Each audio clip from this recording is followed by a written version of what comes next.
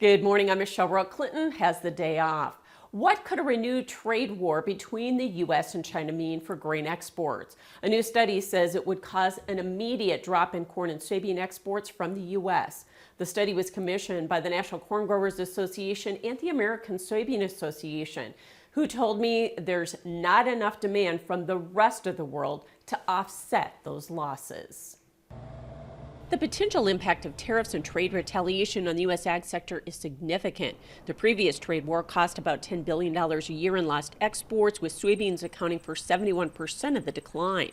Under a scenario where China reverts to previous tariff levels, U.S. corn exports to China could decrease over 2 million metric tons, or 84% from baseline expectations. Soybean exports could fall 14 to 16 million metric tons annually, or 52%, hurting prices. China never got rid of the tariffs from the last trade war. They just are not collecting those tariffs.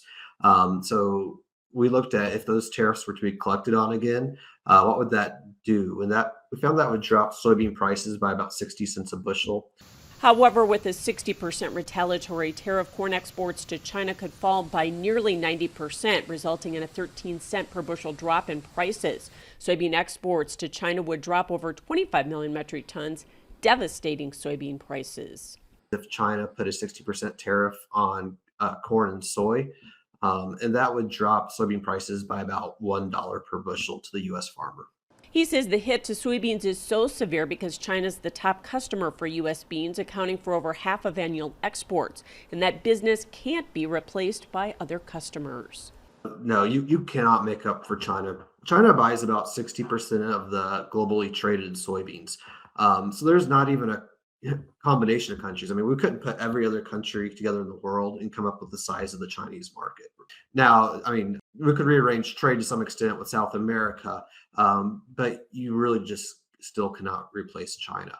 Their annual analysis shows a 10% tariff on Mexico with trade retaliation could also have a negative impact on corn and soybean prices, as they're the second largest buyer of soybeans and the top customer for U.S. corn.